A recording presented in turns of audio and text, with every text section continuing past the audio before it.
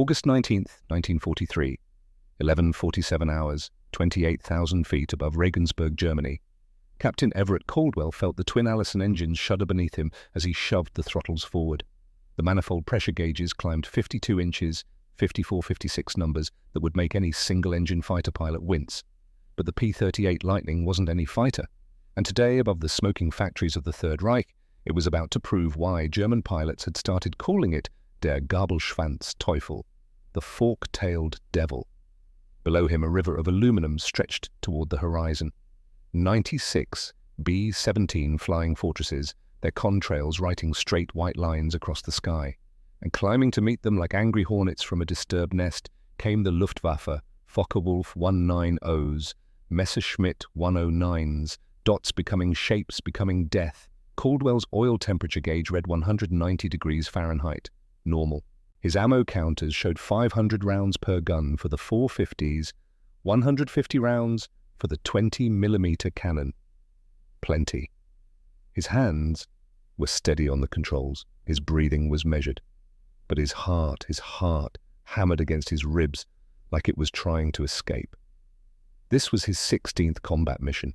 He had 15 kills to his name. Today would add more, or today would add his name to the list of men who never came home. The radio crackled. Bandits, 11 o'clock high. Estimate 90 plus. 90 German fighters, 6 P-38s for escort. The mathematics didn't favor survival. But mathematics had never met the Lightning. Caldwell banked, left his wingman tucking in tight. The twin booms of the P-38 caught the sunlight flashing silver against the deep blue of the stratosphere. At this altitude, the air was thin enough to see stars at noon. Thin enough that most fighters gasped and wheezed and fell away. Not the Lightning. At 28,000 feet, the P-38 was just getting started. He pushed the nose down, diving toward the climbing FW190s. The airspeed indicator wound up like a clock running backwards. 300 miles per hour. 350, 400. The controls stiffened. The wind screamed past the canopy. At 440 miles per hour, he was faster than anything the Luftwaffe could put in the air at this altitude. Physics became his weapon. The Focke-Wulfs grew in his gun sight. He could see the yellow spinners now, the black crosses on their wings. They were climbing hard, their pilots hunched forward in their cockpits, willing their engines to give them just a little more altitude, a little more speed. They wouldn't get either. At 700 yards, Caldwell squeezed the trigger. The nose of the P-38 erupted in flame and smoke. 4 50-caliber machine guns and 1 20mm cannon, all firing straight ahead. No convergence issues, no guessing, just a cone of destruction that reached out and found the leading FW190. The German fighter came apart like a toy someone had stepped on. The wing folded, the fuselage twisted. Pieces that had been an airplane became pieces that were just metal, falling toward the earth. Caldwell didn't watch it fall. He was already pulling up the G-forces, pressing him into his seat, the world graying at the edges of his vision. The twin Allisons thundered their turbochargers, screaming as they forced air into cylinders that were starving for oxygen at this altitude. In 90 seconds, he was back at 32,000 feet. The Focke-Wulfs couldn't follow. Their engines, powerful as they were, choked and sputtered at 29,000 feet. Their pilots could only watch as the twin-tailed American fighter climbed away like it was ascending a staircase they couldn't see. One of those pilots was Hauptmann Wolfgang Steiner. Steiner was 29 years old. He had 47 kills painted on the rudder of his FW190A5. He had flown combat missions over England, over Russia, over the Mediterranean. He had been shot down twice and had shot down men who were better pilots than he would ever be. He knew fighters, he knew tactics, he knew the limits of what was possible in the sky, and what he had just witnessed was not possible. He keyed his radio. His voice was calm, professional, but there was something underneath it, something that might have been the first whisper of fear. Achtung! American Zweimot twin-engine fighter is operating at 32,000 feet. Speed exceeds 440 kilometers per hour in the dive, climbs faster than our 190s, outguns anything we have. Recommend immediate tactical revision. The response from his squadron leader crackled back. Steiner, are you certain twin engines at that altitude? I am watching it happen, Herr Major, right now. Steiner tilted his head back, staring up through his canopy at the tiny cross shape high above. The P-38 was circling, waiting, hunting. He had seen Spitfires, he had fought Thunderbolts, he had tangled with Mustangs and come away with respect for their pilots and their machines. But this was different. This was something that didn't belong in the sky, something that defied every principle of fighter design he had been taught. Twin engines meant wait, wait meant slow, slow meant dead. Except this twin-engine fighter wasn't slow, it was faster than his 190 at altitude. It climbed like a rocket. And those guns, those guns concentrated in the nose, firing straight ahead with no dispersion, no convergence point to calculate. Point and shoot. Like a rifle, Steiner pushed his throttle forward, trying to coax more speed from his BMW 801 radial engine. The manifold pressure was already at maximum. The engine temperature was climbing into the red. He was at the edge of what the machine could give him. And it wasn't enough. The P-38 dove again, selecting another victim. Another Focke-Wulf disintegrated under the hammer of American guns. Steiner made a decision. He rolled inverted and pulled, diving away from the fight. Retreat was not cowardice when you were outmatched. It was survival. And survival meant living to fight another day on terms that might actually be fair. Behind him, the bombers droned on toward Regensburg, their bellies fat with bombs that would soon turn the Messerschmitt factory into rubble and fire. And above them, the fork-tailed devil circled patient and terrible. But the story of the lightning didn't begin in the sky over Germany. It began 6 years earlier in a design office in Burbank, California, where a young engineer named Lysander Hayes was trying to solve a problem that had no solution. February 1937, Lockheed Aircraft Corporation, Burbank. Lysander Hayes was 27 years old and he was tired of designing airplanes that killed the men who flew them. Tired of reading crash reports, tired of attending funerals. His father had been one of those men. 1932, a biplane test flight that went wrong. Engine failure at 800 feet. Not enough altitude to glide, not enough time to bail, just enough time for his father to realize what was about to happen. Lys had been 17 when they buried him. Now, a decade into his career as an aeronautical engineer, Lys was staring at a blank sheet of drafting paper and trying to design something that would bring pilots home alive. The Army Air Corps had issued a specification. They wanted a twin-engine interceptor that could climb to 20,000 feet in 6 minutes, reach 360 miles per hour, and carry enough fuel to escort bombers deep into enemy territory. Everyone else was drawing variations on the same theme. 2 engines on the wings, a single fuselage, a tail at the back. Conventional, safe, proven. Lys looked at those designs and saw coffins with propellers. He took a different approach. He sketched 2 long booms extending back from the engines. A central nacelle, the pod really, for the cockpit and the guns. The tail surfaces would connect the booms at the rear. The propellers would counter-rotate, one spinning clockwise, one counterclockwise, cancelling out the torque that could send a pilot into a deadly spin. It looked strange, alien, like something that had arrived from the future and gotten lost in 1937. His colleagues looked at his drawings and laughed. Too heavy, they said. Too complex. The center of gravity will be all wrong. The drag will kill the speed. The army will never buy it. Lys didn't argue. He just kept drawing, kept calculating, kept refining, because he could see something they couldn't. He could see the way the twin booms would distribute the weight, the way the central nacelle would streamline the fuselage, the way the turbochargers tucked into those booms would feed the engine's compressed air at altitudes where other fighters would be choking. He could see pilots coming home, and that was worth fighting for. He took his drawings to the Army Air Corps Evaluation Board in March 1937. 13 officers sat in judgment. 12 of them looked at his radical design with skepticism bordering on contempt. The 13th was different. Brigadier General Vincent Cross was 55 years old.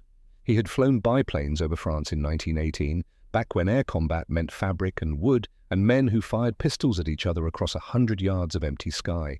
He had watched friends die in airplanes that were fragile as moths and twice as flammable.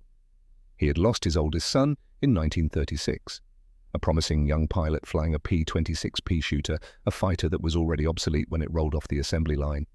Engine failure. Same story as always. Not enough altitude, not enough time. Cross looked at Hayes's drawings for a long time. The other officers were already moving on, ready to dismiss the twin-boom monstrosity and get to lunch. Cross held up a hand. "Gentlemen, look at this again. The designer is proposing something we've never tried. Twin engines means redundancy. If one fails, the other brings him home. The turbochargers mean altitude. Altitude means you dictate the terms of engagement. And all those guns in the nose, no convergence issues, no harmony problems. Point and shoot. One of the colonels cleared his throat. Sir, with respect, it's too radical, too risky. Cross turned to look at the man. His eyes were hard. My son died because we gave him an airplane that was safe and conventional and utterly inadequate. I won't make that mistake again. This design, he tapped the drawings, might be radical, but radical is what we need. Approve it. It wasn't a suggestion. On June 23, 1937, the Army Air Corps issued Lockheed a contract for one prototype aircraft designated XP-38. Lysander Hayes went home that night and cried for the first time since his father's funeral. Building the prototype took 2 years. 2 years of problems that seemed insurmountable. The engines overheated. The counter-rotating propellers vibrated so badly they threatened to shake the airframe apart. The landing gear wouldn't retract properly. The control cables stretched. The hydraulics leaked. Every day brought a new crisis. Every day Liss and his team found a solution. By January 1939, the XP-38 sat on the tarmac at March Field in Riverside, California. Silver skin gleaming in the winter sun.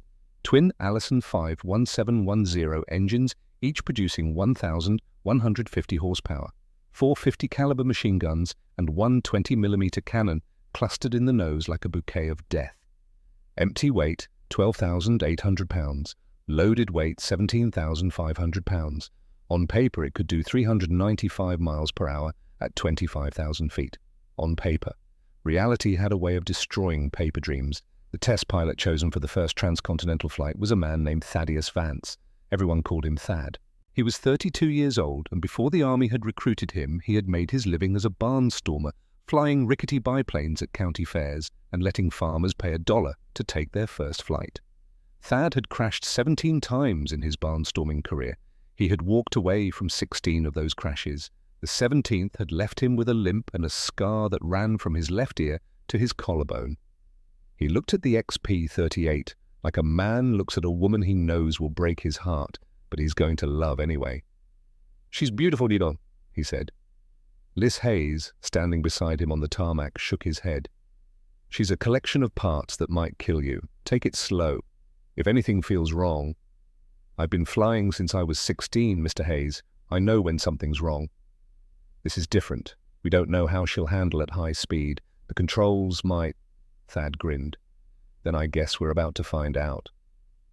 January 27th, 1939, 0600 hours. March Field, California. Thad Vance climbed into the cockpit. The twin Allisons coughed, roared to life. The counter-rotating propellers blurred into invisibility. The entire airframe shuddered like a dog shaking off water. At 6:15, he released the brakes and began his takeoff roll. The P-38 accelerated like nothing Thad had ever flown. The tail came up almost immediately. At 90 miles per hour, the wheels lifted off the runway. At 120, he was climbing at 3,000 feet per minute, the California desert dropping away beneath him. The plan was simple: fly from California to New York, set a transcontinental speed record, show the Army what this radical airplane could do. For the first 5 hours, everything went perfectly. Thad settled into a cruise at 25,000 feet, the turbochargers singing their high-pitched whine, the engines purring like massive mechanical cats. The airspeed indicator showed 420 miles per hour. The fuel gauges were dropping, but slowly. Range calculations looked good. He watched the landscape scroll by beneath him. Desert, mountains, plains, rivers, towns that looked like board games from this altitude. America was vast and beautiful, and he was crossing it faster than any man had ever crossed it before. Hour 6 brought the first hint of trouble. Ice. At 25,000 feet, the temperature was 60 degrees below zero. Moisture in the air crystallized on the carburetor intakes. The engines started running rough. Power dropped. The airspeed bled away. Thad tried adjusting the mixture, fiddling with the throttles, switching fuel tanks. Nothing helped. The ice kept building. He started descending, hoping warmer air would melt the ice. But by the time he reached 15,000 feet, both engines were coughing like old men with pneumonia. He was over Pennsylvania. New York was 200 miles ahead. So close, so impossibly far. At 10,000 feet, the left engine quit entirely, just stopped. The propeller windmilled uselessly. Thad feathered it, turned the blades edge on to the wind to reduce drag, and tried to maintain altitude on the right engine alone. For a few minutes it worked, then the right engine's power started dropping too. The carburetor on that side was icing over, choking off the fuel-air mixture. At 5,000 feet, Thad accepted reality. He wasn't going to make it to New York. He was going to crash. The only question was whether he'd walk away or whether the Army would be shipping his body home in a box. He spotted Mitchell Field ahead, an Army airfield on Long Island. Runway barely visible through the haze. He was still 10 miles out. Altitude 3,000 feet and dropping fast. The mathematics were unforgiving. Glide ratio of the P-38 with both engines dead, roughly 10-1. 3,000 feet of altitude meant he could glide 30,000 feet. 6 miles, give or take. He was 10 miles out. 4 miles short. Thad didn't panic. Panic killed pilots faster than engine failures.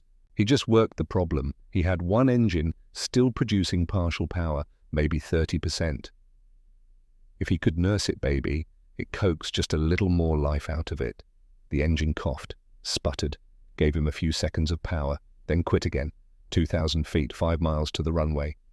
He tried the restart procedure. Fuel pump on, mixture rich, magnetos both. Primed the engine. The starter motor whined. The propeller turned slowly. Nothing.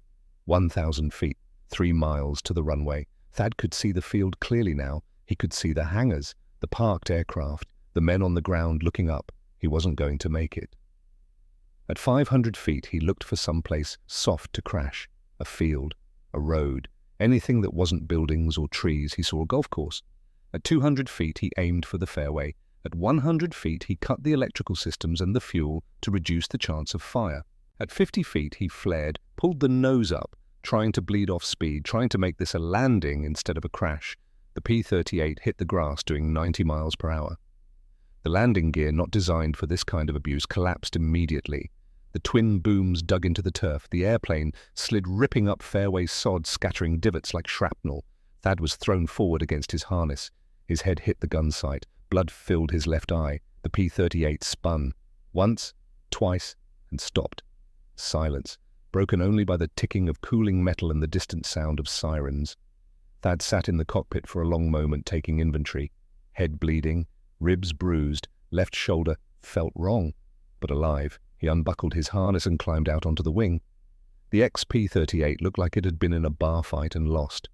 Crumpled landing gear, bent propellers, grass and mud smeared across the silver skin. But the basic structure was intact. The wings were still attached. The engines were still bolted to the booms. An Army staff car skidded to a stop 50 yards away. Officers piled out and ran toward the wreck.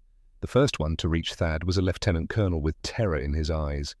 "Are you injured? Can you walk?" Thad wiped the blood out of his eye and grinned. "I'm fine, Colonel, but you need to know something." "What's that, Captain?" "This airplane just flew across America at 420 miles per hour, hit some ice over Pennsylvania, engines quit, still almost made it to the runway."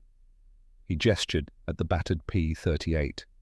"You need to build me another one. I'll break 450. The colonel stared at him like he'd lost his mind.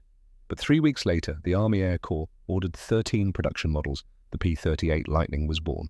The news of the transcontinental flight, even though it ended in a crash, spread through the aviation world like wildfire.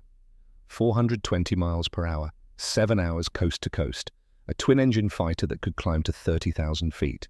In Germany, Luftwaffe intelligence officers read the reports and filed them away. Interesting, they noted, but surely exaggerated, American propaganda. In Japan, Navy analysts looked at the specifications and shook their heads. Too heavy, they concluded. It would never survive against the nimble fighters Japan was building. In England, RAF pilots heard about the crash landing and laughed. Typical Americans, they said, building fighters that can't handle a little ice. Everyone underestimated it. Everyone. By 1941, Lockheed had refined the design. The engines were more powerful, 1,425 horsepower each. The turbochargers were improved. The controls were redesigned to prevent the compressibility problems that had killed early test pilots in high-speed dives.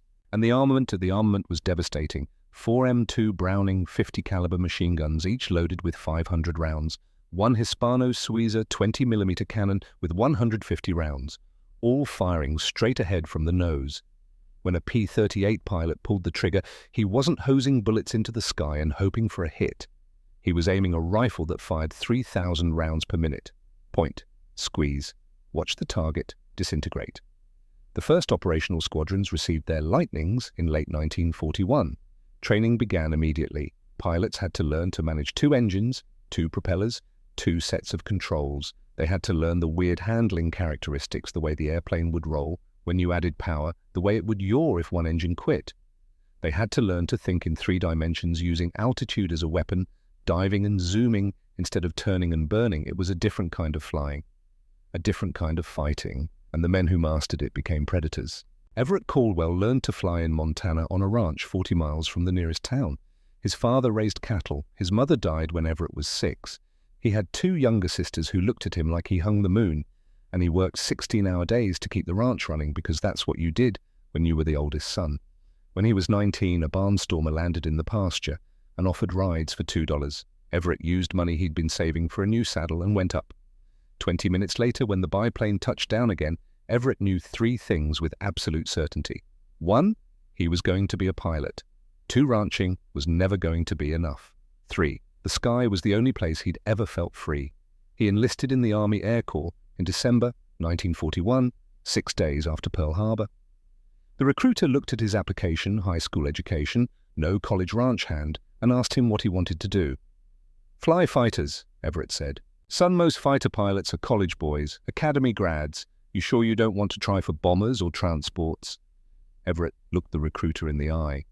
"I can outshoot, outride, and outwork any college boy you've got. Give me a chance." Something in his voice made the recruiter believe him. 6 months later, Everett Caldwell graduated flight training 3rd in his class. They asked him what fighter he wanted. "Whatever's the fastest one," he said. They assigned him to P-38s. He fell in love the first time he pushed the throttles forward and felt those twin Allisons roar. By August 1943, Caldwell had 15 kills. Focke-Wulfs mostly, a few Messerschmitts, 1 Junkers bomber that made the mistake of trying to run. He had learned the Lightning's strengths and weaknesses. He knew she was fast at altitude. He knew she could outclimb anything Germany had. He knew those nose guns could tear an enemy fighter into confetti. He also knew she was heavy in the turn. Knew the controls stiffened up at high speed. Knew the engines were temperamental, too much manifold pressure, and you'd blow a cylinder too little and you'd lose power when you needed it most. Flying the P-38 wasn't like driving a car. It was like riding 2 wild horses at once, and if you didn't stay balanced, they'd throw you. But when you got it right, when everything came together, when you dove out of the sun at 440 miles per hour with your finger on the trigger and an enemy fighter filling your gun sight, there was no feeling like it in the world. That morning over Regensburg, Caldwell added 2 more kills to his total. He didn't celebrate. He just flew home, landed, filled out the combat report, and went to the mess hall for dinner that tasted like cardboard. That night, lying in his bunk, he thought about the German pilot he'd shot down. The first one. The Focke-Wulf that had come apart at 700 yards. He wondered if the man had a family, a wife, kids, parents who would get a telegram telling them their son wasn't coming home. He wondered if that man had been scared in those last seconds, or if it had happened too fast for fear. He wondered if it mattered. War didn't give you time for those thoughts during the day, but at night in the dark they came anyway. Outside, the sound of engines as another squadron returned from a late mission, the rumble of Allisons, the whine of turbochargers, the sound of the lightning, the fork-tailed devil, and tomorrow they'd do it all again. September 1943, Debden Airfield, England. The rain came down in sheets, turning the taxiways into rivers of mud and the sky into a solid wall of grey. Captain Everett Caldwell stood in the doorway of the operations hut watching water pour off the corrugated tin roof and tried to convince himself that the weather was a blessing. No flying meant no dying, not today, anyway. Behind him, the intelligence officer was updating the mission board, chalk squeaking against slate, names being moved from available to grounded. The sound of war taking a day off. Caldwell's logbook sat on the table beside him. 17 kills now, 2 more since Regensburg. The numbers climbed, but they didn't mean what people thought they meant. Each number was a name he didn't know, a face he'd glimpsed for maybe half a second through a canopy before the guns turned airplane into debris. Each number was someone who'd eaten breakfast that morning, thinking they'd eat dinner that night. He closed the logbook and walked to the window. The P-38 sat on the hard stands, rain streaming off their twin tails, propellers still. Waiting. They always looked patient when they were on the ground, like hunting dogs waiting for the master's command. His lightning Montana Angel, the crew chief had painted on the nose, had taken hits over Bremen 3 days ago. 7mm rounds through the right boom, one through the vertical stabilizer, close enough to the hydraulic lines that another 6 inches, and he'd have lost control authority. 6 inches between flying home and spinning into the North Sea. The margins were that thin. "Captain Caldwell," he turned. A lieutenant he didn't recognize stood in the doorway, water dripping from his cap. "You're wanted at headquarters. Colonel's asking for you." Caldwell felt his stomach tighten. Summons to headquarters meant one of 3 things: promotion, reprimand, or someone had died. He grabbed his jacket and followed the lieutenant out into the rain. Colonel Augustus Thorne was 52 years old and looked 70. The weight of command had carved lines into his face that no amount of sleep would erase. He'd been flying desks since 1941, but before that he'd flown fighters in the First War, back when air combat meant Spads and Fokkers, and men who died before they learned how not to. He looked up when Caldwell entered, gestured to a chair. "Sit, Captain, you're not in trouble." Caldwell sat. Water pooled around his boots. Thorne shuffled papers on his desk, not quite meeting Caldwell's eyes. "I'm pulling you off combat rotation for 72 hours. Orders from 8th Air Force. They want you in London for a briefing." "Sir, my squadron?" "Your squadron will manage without you for 3 days." Thorne finally looked at him. "This isn't a request, Caldwell. This is coming from people who wear more stars than you, and I have kills combined. You leave tomorrow morning. Car will pick you up at 600. Caldwell wanted to argue, wanted to point out that his wingmen depended on him, that the new pilots needed experienced leads, that pulling him out now made no sense. But you didn't argue with colonels who had that particular look in their eyes. "Yes, sir. Can you tell me what the briefing is about?" Thorne hesitated. Then he pulled a file from his desk drawer and slid it across. "You're cleared to read this, but it doesn't leave this room." Caldwell opened the file. The first page was the intelligence summary. RAF signals intercept. Luftwaffe radio traffic decoded. A name jumped out at him. General Marshal Erwin Rommel, the Desert Fox, the man who'd nearly driven the British out of North Africa, now commanding the Atlantic Wall defences, the fortifications that would have to be breached if the Allies ever wanted to set foot in France. The second page was a flight schedule. April 15th, 1944. Inspection tour. Paris to Caen to Cherbourg. Aircraft Heinkel. He 111 transport. Escort 6 Focke-Wulf 190s. Caldwell looked up at Thorne. "They want us to kill him. They want to give you and 11 other pilots the opportunity to remove a significant obstacle to future operations. Whether you accept that opportunity is something you'll discuss in London." Caldwell looked back at the file. The distances, the fuel calculations, the timing windows. It was barely possible, maybe. When would this happen? April, 6 months from now, gives us time to plan train rehearse, and time for you to add to that kill count. Thorne leaned forward. "They're picking the best P-38 pilots we have, Caldwell. Men who can navigate by dead reckoning, who can fly formation in radio silence, who can shoot straight when everything's falling apart. You're on that list because you've proven you can do all 3. "I don't feel like the best anything, sir. I feel like I've been lucky 17 times. Thorne smiled, but there was no humour in it. "Luck is what keeps you alive. Skill is what makes you deadly. You've got both. Don't waste time being humble about it." He stood, and Caldwell stood with him. "Get some rest tonight, Captain. You've got a long 6 months ahead of you." While Everett Caldwell was reading classified files in England, Wolfgang Steiner was learning to be afraid. Not the immediate visceral fear of combat, the spike of adrenaline when tracers came at you, the cold certainty when an engine quit. Steiner knew that fear. He'd made peace with it years ago. This was different. This was the slow, creeping fear that came from watching the mathematics of war shift against you. October 1943, Jever Airfield, northwestern Germany. Steiner stood in the briefing room looking at the loss reports from the previous month. 43 pilots killed in action, 21 wounded, 16 missing, and the month before that had been worse. The numbers didn't lie.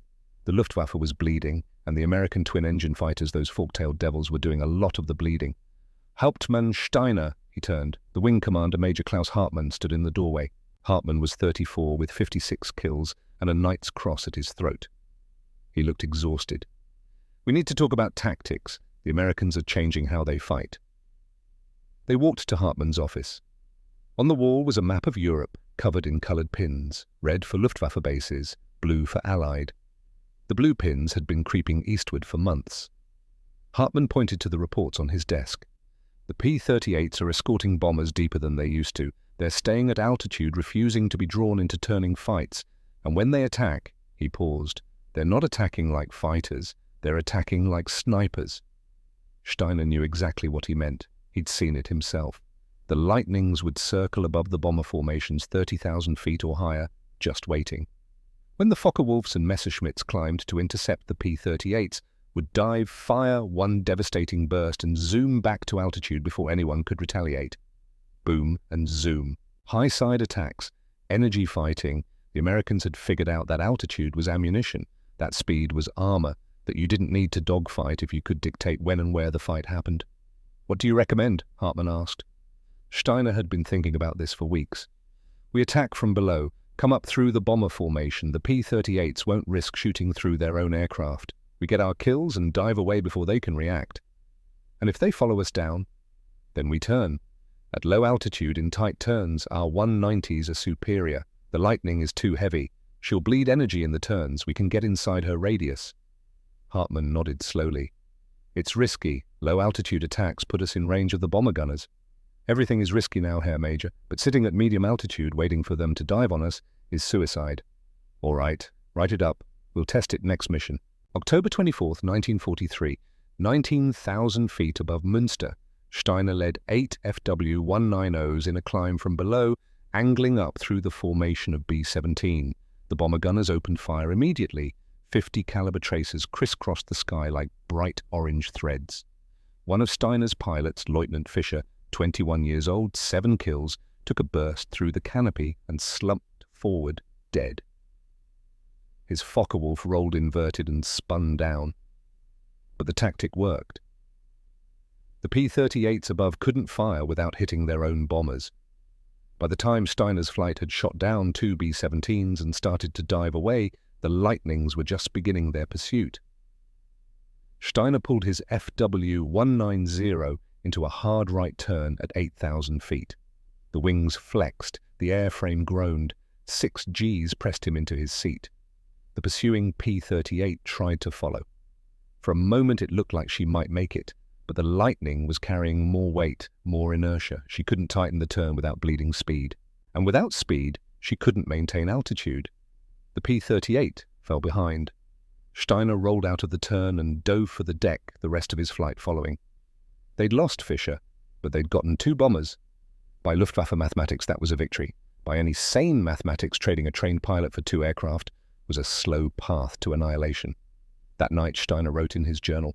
He'd been keeping it since 1940, a violation of regulations, but something he did anyway. Years from now, if he survived, he wanted to remember what this felt like. October 24th, 1943. We developed a counter to the Lightning's altitude advantage. It worked. Fischer is dead. We shot down 2 bombers. I do not know if this can be called success. The Americans have more pilots, more aircraft, more fuel. We have courage and experience, but courage does not fill fuel tanks. Experience does not repair shattered airframes. I wonder how long before the mathematics become impossible. December 1943. Debden Airfield. Caldwell's kill count stood at 23, 6 more since the briefing with Colonel Thorne. He didn't think about the number anymore. He thought about fuel management and ammunition conservation and keeping his wingmen alive. The new pilots were getting better. Or maybe they were just the ones who'd survived long enough to learn. Either way, the squadron was functioning like a machine now. Everyone knew their role. Everyone trusted everyone else. Most days. December 11th, mission to Bremen. 50 B-17s, 8 P-38 escorts. The Luftwaffe came up to meet them with everything they had. Focke-Wulfs, Messerschmitts, even a few of the new FW-190Ds, the Dora variant with the inline engine and performance that almost matched the Lightning. Caldwell was at 31,000 feet when he saw them climbing. 12 contacts, maybe 15. Bandits 2 o'clock low, engaging. He rolled inverted and pulled diving toward the climbing Germans. The airspeed built quickly. 350, 400, 440. The controls went stiff. The wind howled. At 25,000 feet, he rolled upright and selected a target. FW190 yellow spinner climbing hard. Range 900 yards, closing fast.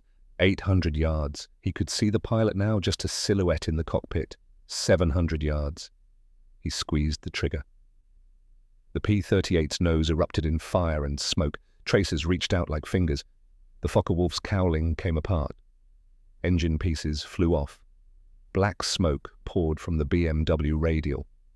The German pilot bailed immediately. Smart man. Caldwell didn't watch the parachute deploy. He was already pulling up, climbing back to altitude, checking his 6, scanning for threats. And that's when he saw it. Head on, maybe 2,000 yards, closing at a combined speed of over 800 miles per hour. Another FW190. But this one wasn't running. This one was coming straight at him. Caldwell had maybe 3 seconds to make a decision. Turn away safe, but it let the German get to the bombers. Hold course dangerous, maybe fatal, but it kept the threat engaged. He held course. Both pilots opened fire at the same time. The closure rate was insane. In the space of a heartbeat, they went from distant dots to near collision. Tracers from both aircraft filled the space between them. Caldwell felt impacts, heard metal tearing. His windscreen starred, a bullet hole appeared 6 inches from his face. Then they flashed past each other so close, Caldwell could see the yellow spinner of the Focke-Wulf, could see the black cross on the fuselage, could see the pilot's face. For maybe 1/10 of a second, their eyes met. Then they were past both aircraft, still flying, both pilots still alive. Caldwell's hands were shaking. He checked his instruments, left engine oil pressure dropping. Not critical yet, but getting there. A line had been cut somewhere. He looked back. The FW190 was climbing away, trailing a thin stream of smoke from the engine. Neither of them had won. Neither had lost. They'd just survived. Later, he'd realize that the German pilot was Wolfgang Steiner, and Steiner would realize the American in the P-38 was the same one he'd encountered over Regensburg. They'd meet again 6 months later, over Normandy. February 1944, 8th Air Force Headquarters, London. The briefing room held 12 men, all P-38 pilots, all with double-digit kill counts. They sat in folding chairs and listened while an intelligence officer explained how they were going to kill Erwin Rommel. The plan was elegant in its simplicity and terrifying in its execution. April 15th, Rommel would be flying from Paris to inspect Atlantic wall defenses. His Heinkel transport would be escorted by 6 fighters. The route was known, the timing was predictable. 12 P-38s would take off from Debden at 06:15 hours. They'd fly low 100 feet above the channel to avoid German radar. They'd climb to intercept altitude at precisely 08:12 hours, 35 miles north of the French coast. Time over target less than 15 minutes. Then back to England before the Luftwaffe could scramble reinforcements. Fuel margin 42 minutes, weather window 2 hours. Margin for error 0. The intelligence officer clicked through photographs. Rommel's Heinkel, the FW190 escort fighters, the airfields where reinforcements would come from, the coastal radar stations they'd have to avoid. Questions. Silence. What was there to ask? The mission was clear. The risks were obvious. Finally, Major Paxton Garfield, 11 kills, oldest pilot in the room, at 32, raised his hand. What if the weather doesn't cooperate? Then the mission scrubs. We wait for the next opportunity. And if Rommel changes his schedule, then we scrub. This only works if everything aligns perfectly. Caldwell looked around the room. He knew most of these men. Garfield, Captain Silas Whitmore, 8 kills, precision flyer, used to be a math teacher. Lieutenant Brennan Rafferty, 6 kills, youngest in the group at 22, flew like he had something to prove. Good pilots, all of them. But this mission would test more than flying skill.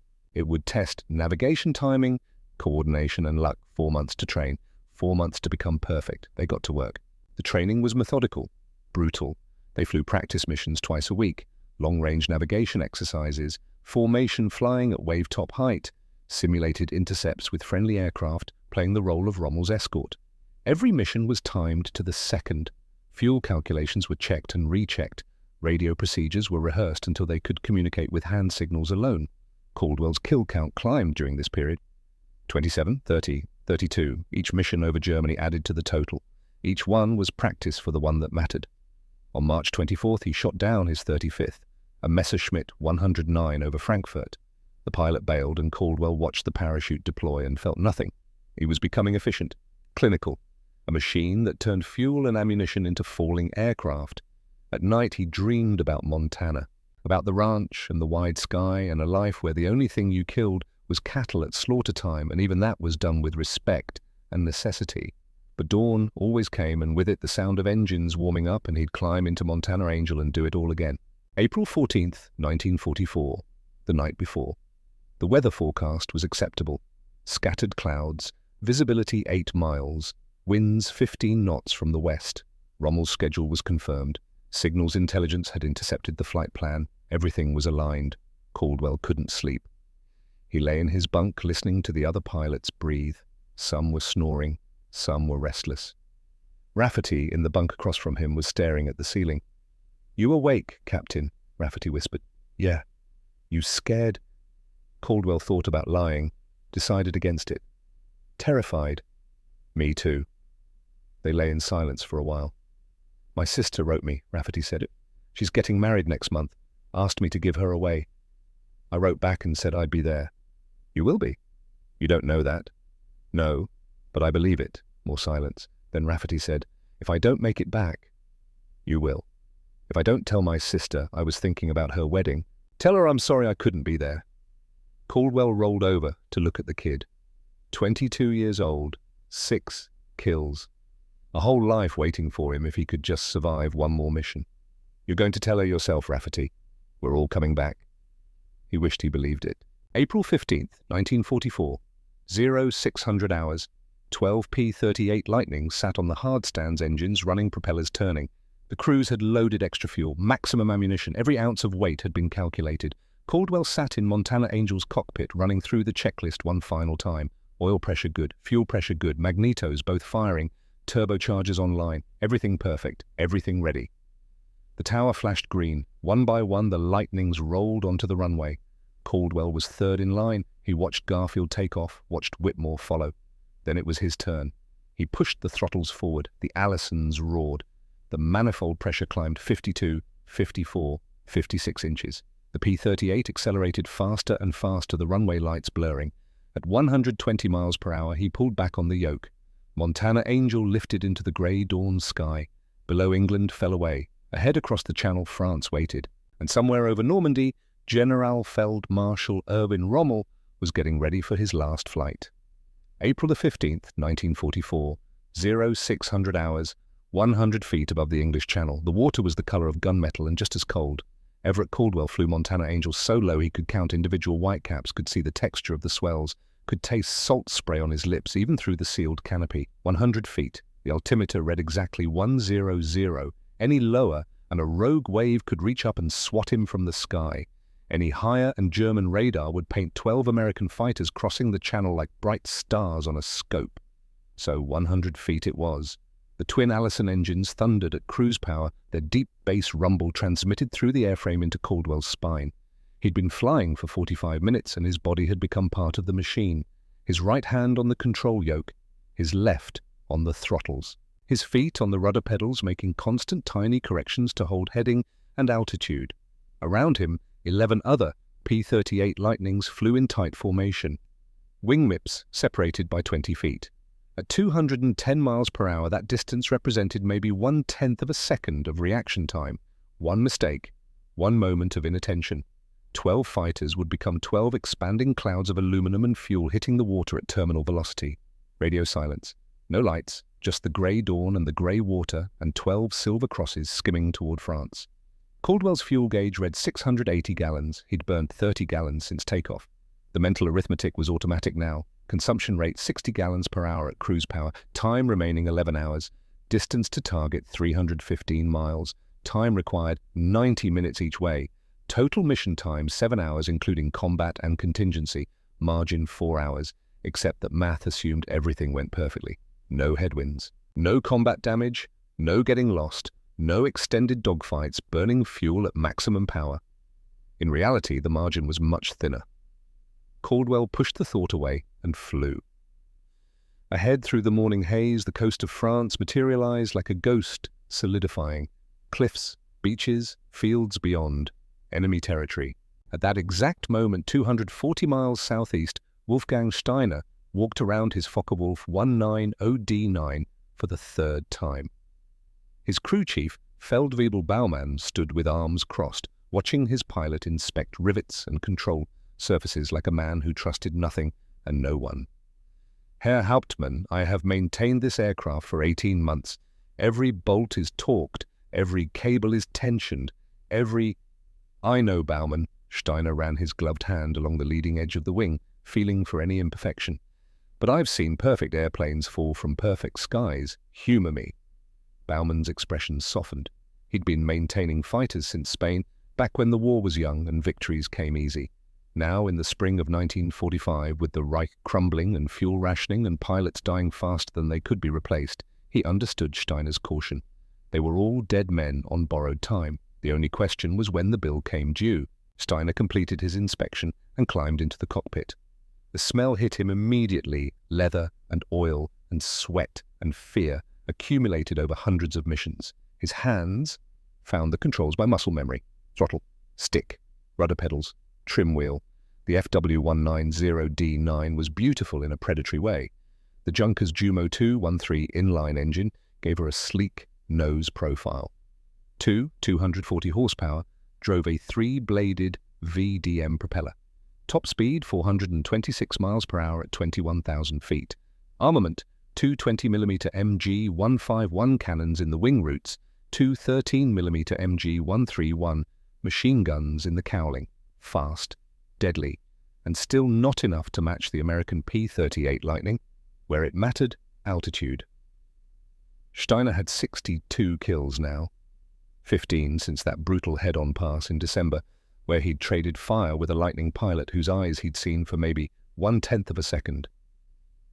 Young, determined, unafraid, he wondered if that pilot was still alive, wondered if they'd meet again, wondered which of them would die when they did.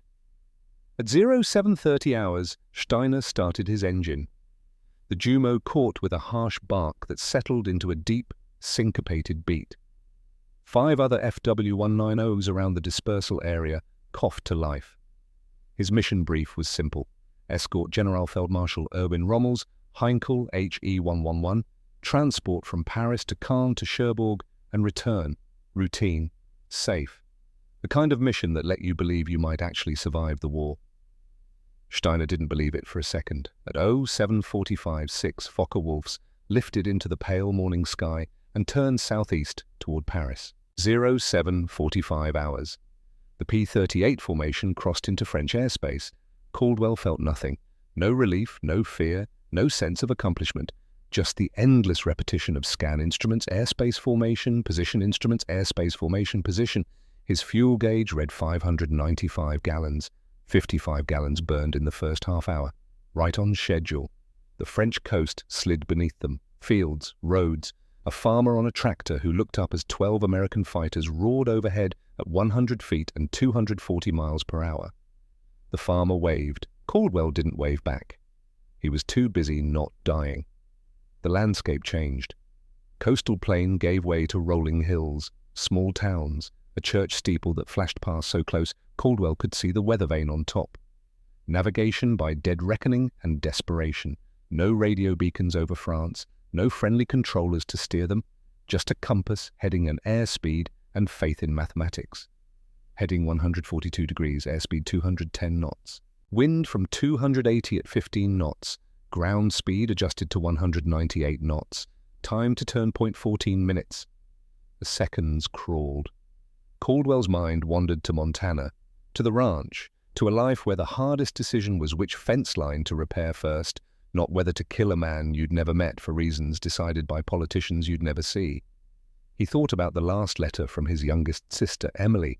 She'd written about a dance, about a boy who'd asked her, about how strange it felt to worry about dresses and music when her brother was somewhere over Europe shooting at Germans who were shooting back. "Don't worry about me," he'd written in his reply. "I'm good at this. I'll be home soon." Both statements were lies. At 08:12 hours, the P-38s climbed. "Climbing now!" Major Paxton Garfield's voice on the radio, calm as a man ordering breakfast. 12 throttles advanced, 12 noses pitched up, the altimeters unwound like stopwatches running backward. 5,000 feet, 10,000, 15,000, 20,000. At 22,000 feet, they leveled off and spread into combat formation. The killer flight, Garfield, Caldwell, Whitmore, and Rafferty, took the lead. 8 P-38s spread behind them as top cover. The fuel gauges read 450 gallons, 230 gallons burned. They were committed now, past the point of no return. Forward to the target or die trying to get home. Contacts. 12 o'clock level. Range 28 miles. Caldwell strained forward against his harness, squinting through the plexiglass, saw nothing but haze and morning sun, then dots, 7 of them, one larger than the rest, the Heinkel, 6 escorts. Arm guns. Caldwell flipped the master arm switch, checked his ammunition counters. 500 rounds per gun for the 450s, 150 for the 20mm Hispano cannon. Plenty. His hands were steady. His breathing was controlled, but his heart hammered like it wanted out of his chest. 26 miles, 24, 22. The dots became shapes. Twin-engine bomber, single-engine fighters, 18 miles, 16. Caldwell could see the yellow spinners on the FW190 escorts now. Could see the black crosses on their wings. Could see one Fokker Wolf break formation and turn toward them. Recognition hit like cold water. That aircraft, that specific arrangement of yellow spinner and black fuselage band. Wolfgang Steiner. Their third meeting was about to begin. Steiner saw them at 20 miles and felt his blood turn to ice. P-38s, 12 of them, at altitude, coming fast from the north. There was no reason for American long-range fighters to be here. None. This far from England, this deep into France, 300 miles from the nearest Allied airfield. Unless. Understanding came like a kick to the stomach. They weren't here by accident. They were here for Rommel. Achtung, amerikanische Jäger, 12 Uhr hoch. His voice was sharp on the radio. American fighters, 12 o'clock high. He shoved his throttle to the firewall. The WW2 responded with a surge of power that pressed him back into his seat. But the Heinkel transport couldn't run. It was too slow, too heavy, too vulnerable. The mathematics were brutal. 12 P-38s versus 6 FW190s and 1 lumbering bomber. They were going to lose. All aircraft protect the Heinkel climb to intercept. But even as he gave the order, he knew it was futile. The Lightnings had altitude, they had speed, they had the initiative. The P-38s rolled into their dives like silver birds of prey stooping on helpless quarry. Caldwell's dive was controlled violence. He pushed the nose over and let gravity and 2,850 horsepower accelerate Montana Angel toward terminal velocity. The airspeed indicator wound up like a spring being released. 300 miles per hour, 350, 400, 440. The controls went stiff. The wind screamed past the canopy. The world narrowed to the gun sight and the target beyond it. The Heinkel grew in his vision. He could see the greenhouse nose, the black crosses on the fuselage, the gunners in the dorsal and ventral positions swinging their weapons toward him, range 800 yards, closing at 600 feet per second, 700 yards. Garfield opened fire. Tracers reached out like luminous fingers and touched the Heinkel's right engine. Metal came apart. Fire bloomed orange against grey sky. Caldwell squeezed his trigger. The P-38's nose erupted. 4 streams of 50 caliber bullets and 1 stream of 20mm shells converged on the transport's left engine. The cowling disintegrated. The propeller flew apart. Black smoke poured from the nacelle. Both engines burning. The Heinkel wallowed like a whale trying to swim through concrete. Then Steiner's Fokker Wolves arrived. Steiner came in from Caldwell's high 7 o'clock diving, nearly vertical firing before he was in effective range because desperation made fools of experienced pilots. His 20mm shells walked through empty air where Caldwell had been half a second earlier. Caldwell had seen him coming. Some sixth sense, or maybe just 200 hours of combat experience, had made him glance back at exactly the right moment. He broke hard right, pulling 6 Gs, the world graying at the edges of his vision, his anti-G suit inflating to keep blood from pooling in his legs. Steiner tried to follow, but the P-38 could turn tighter at high speed. The Lightning's massive twin booms actually helped, giving her more lateral surface area to bite the air during high-speed maneuvers. They spiraled.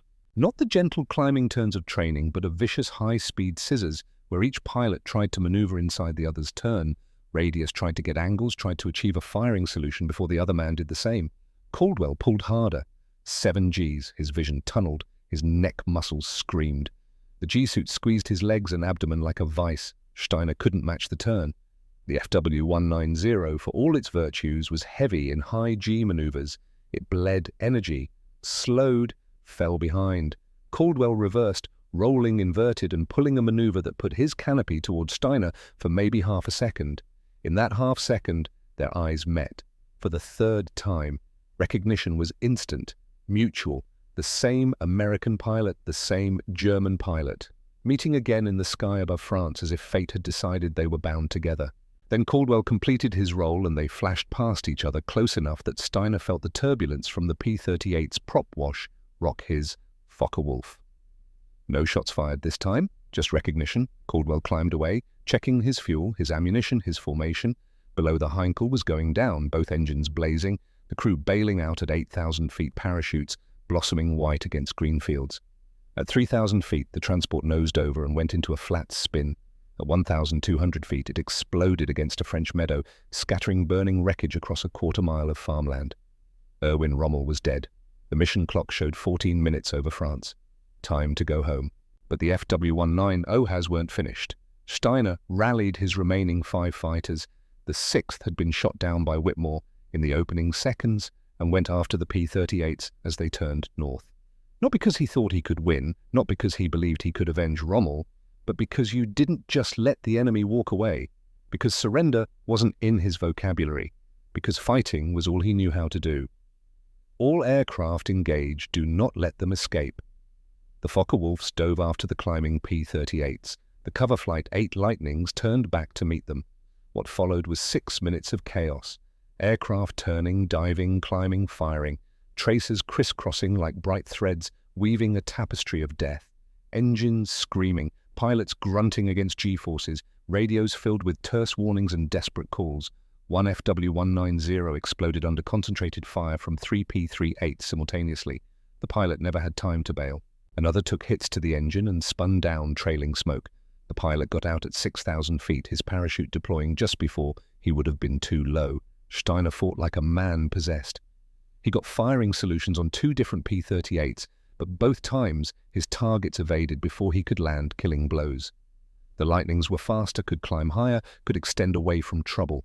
All Steiner had was determination, and determination couldn't overcome physics. At 18 minutes over France, with his fuel state critical and 2 fighters lost, Steiner made the hardest decision of his life. All aircraft break off, return to base.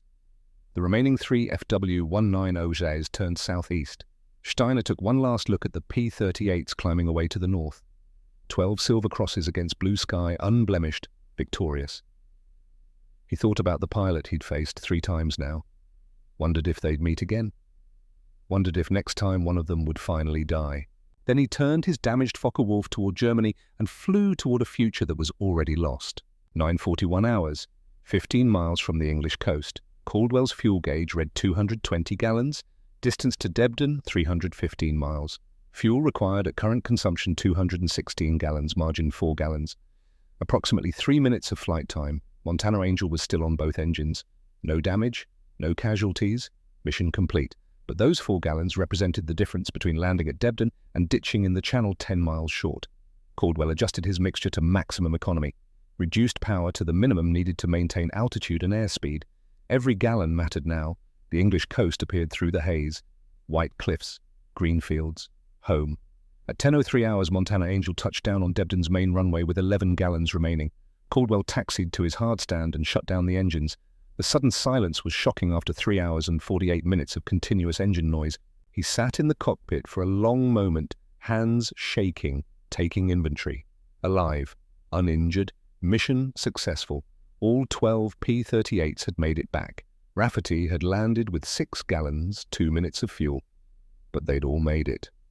And Rommel was dead. Caldwell climbed out of the cockpit on legs that felt like water. His crew chief ran up, eyes wide. "Any damage, sir?" "None. She's perfect." "Confirmed kill." "Heinkel transport. Shared credit." Caldwell paused. "Get her refueled and rearmed. We fly again tomorrow." He walked to the debriefing where intelligence officers asked the same questions 12 different ways for 4 hours, and then to the mess hall where he ate food he didn't taste.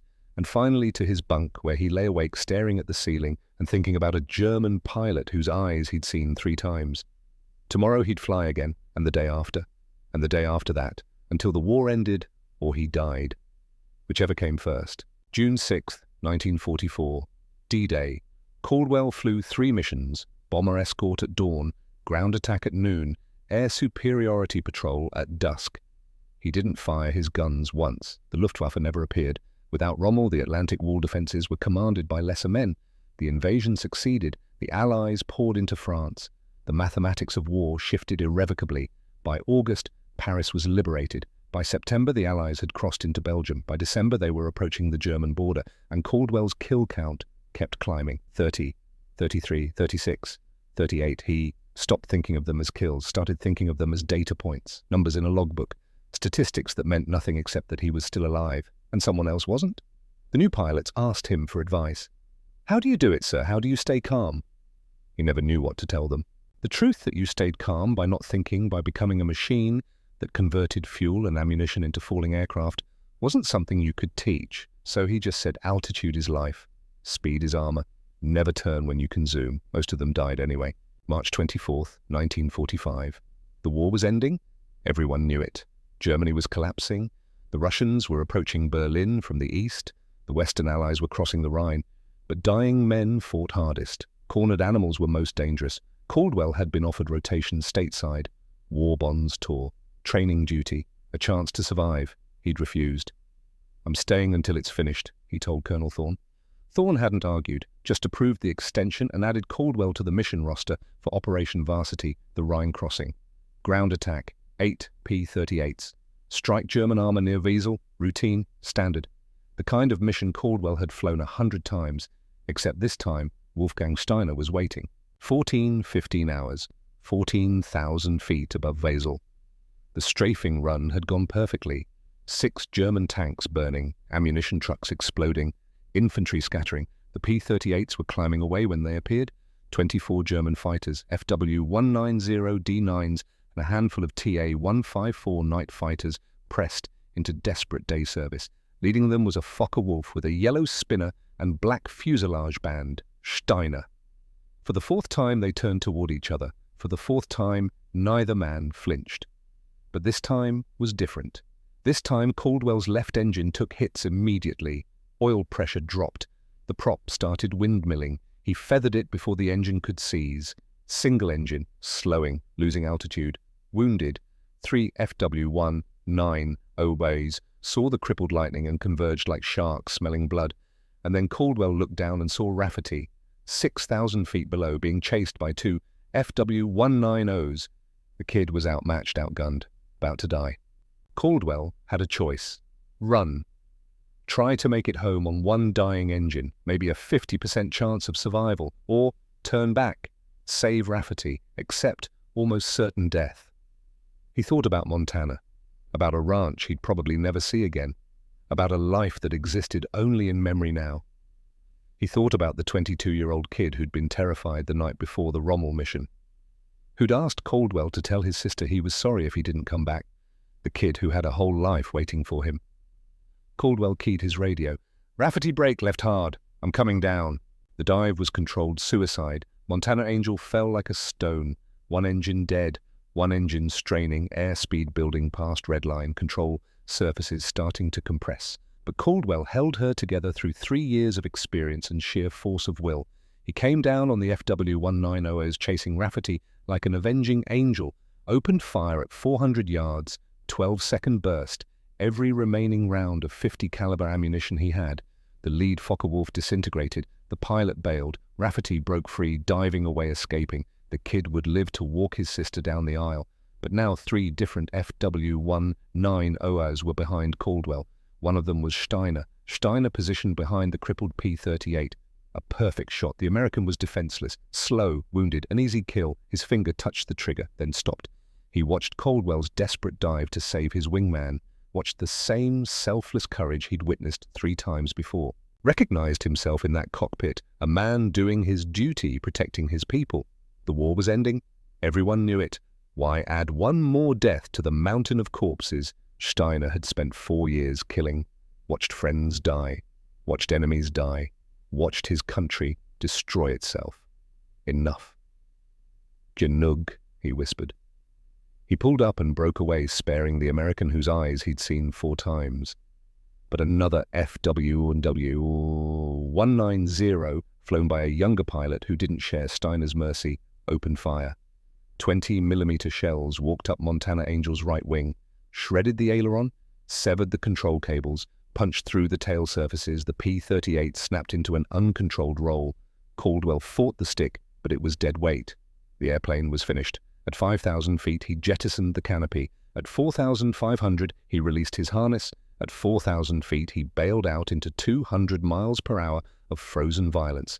The wind blast hit him like a physical blow, tumbling, sky and ground exchanging places in a sickening carousel.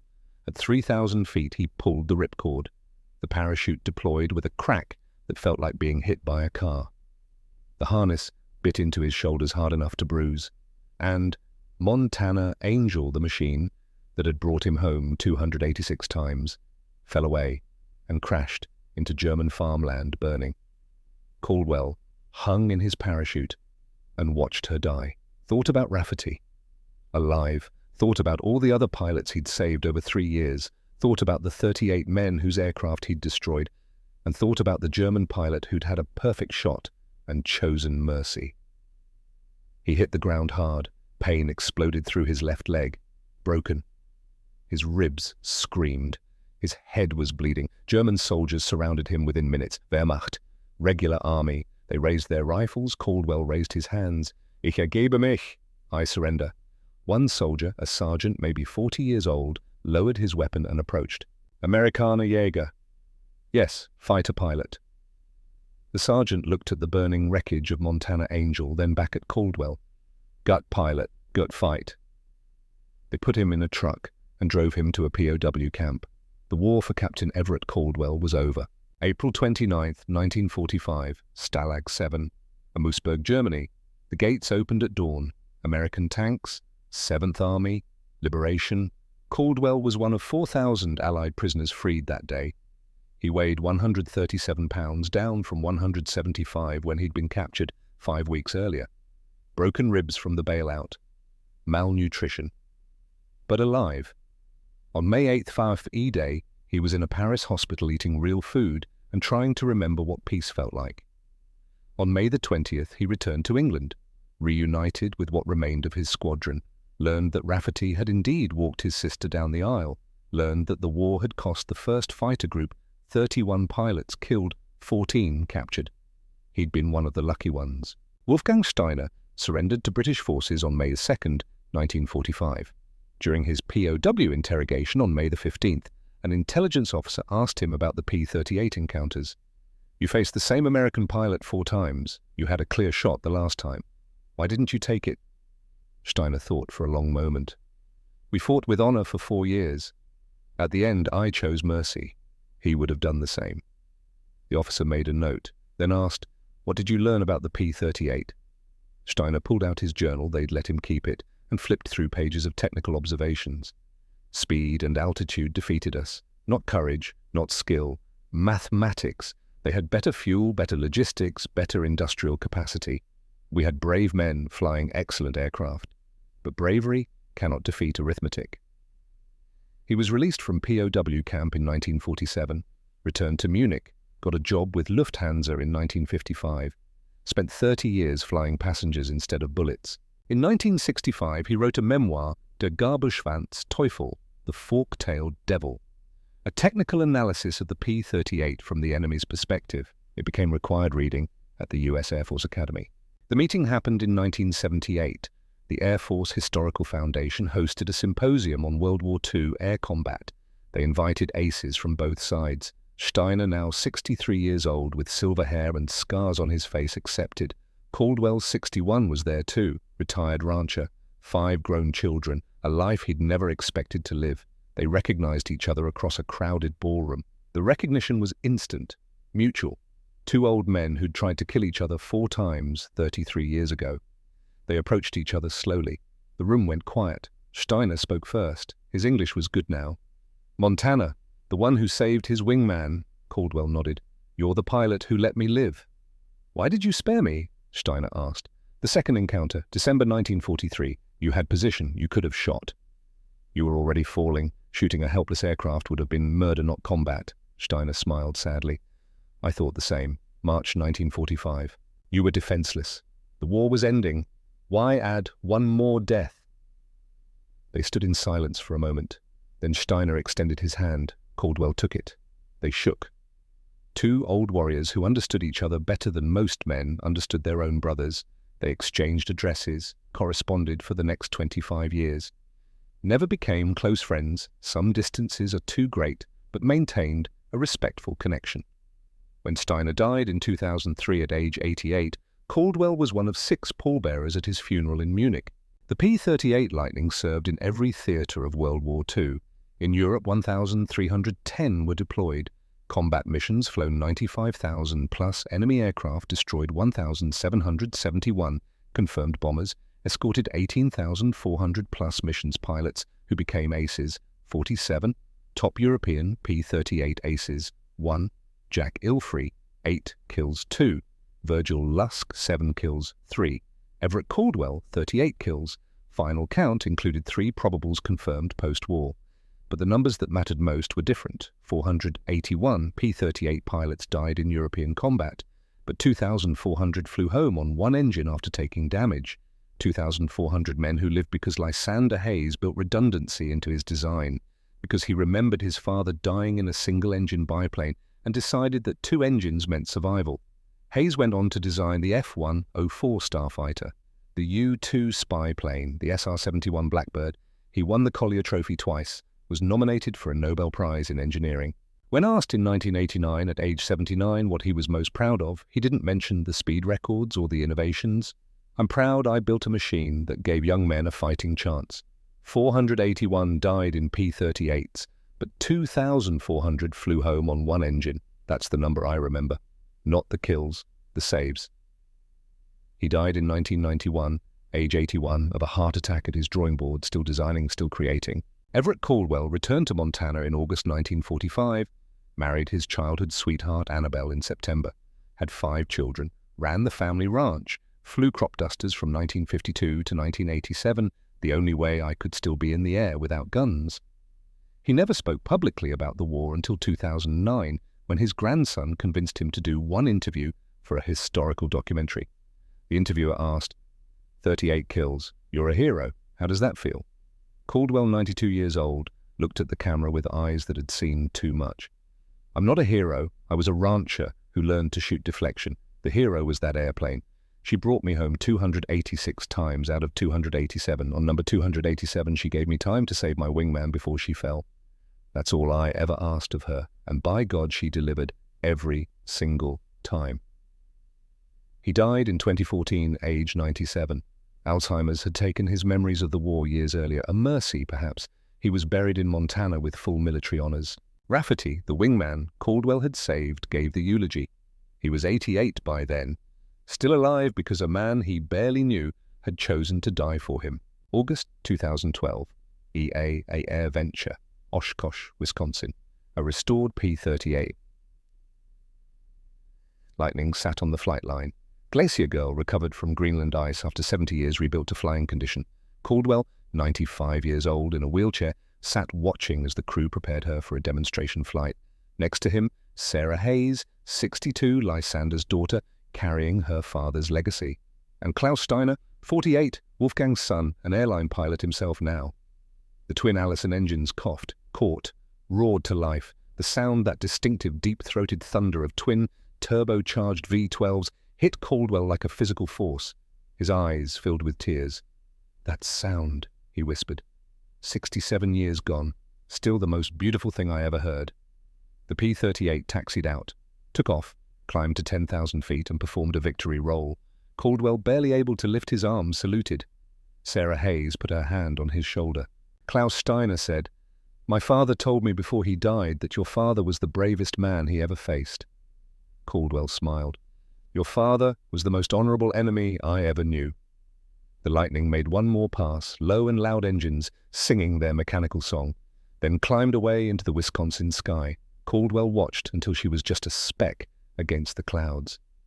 "Thank you," he whispered, "for bringing us home."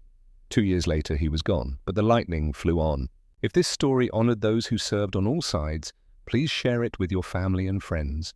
Subscribe to ensure these sacrifices and acts of mercy are never forgotten.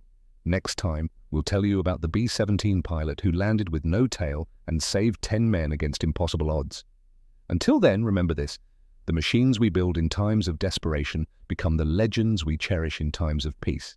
But the men who flew them, the ones who chose courage over fear, mercy over vengeance, sacrifice over survival, they are the real legacy. Speed fades. Technology advances, records fall, but honor endures.